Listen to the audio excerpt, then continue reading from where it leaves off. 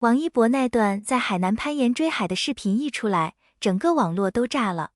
谁能想到，一个在镜头前冷静、安静、稳得不能再稳的人，会突然像脱缰野马一样冲向海边礁石？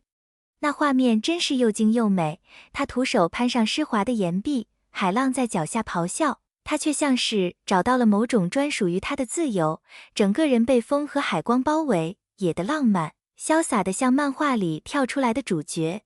粉丝当然是心跳过速，一边尖叫一博太帅了吧，一边直呼这谁看了不心脏骤停。这种鲜活又不受控的自然状态，完全打破了大众对明星那种乖巧规整的想象，让人忍不住感叹，原来他私下里是这种拼命追风的人。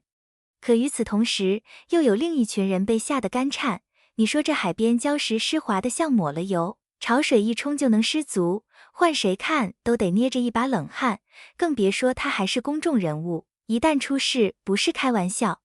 于是争议就这样升起来了，有人觉得那是青春气息、生命力、自由灵魂的具象化，有人却只看到危险、风险和不必要的冒险，甚至有人劝他要对粉丝负责，说孩子们会学他乱来。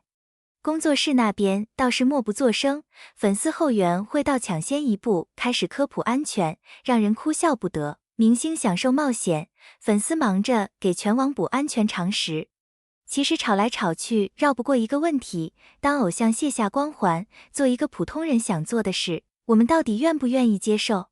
我们喜欢他真实，可当真实带了锋芒，带了不稳定性，就又开始紧张、焦虑、不安。王一博这一跳，不只是跳上岩石，更像跳出了公众对偶像的固定框架，把人设撞开一个口子，让大家不得不面对一个事实，他不是只属于镜头里的人，他也会热爱风，会向海奔跑，会做一点危险又浪漫的事。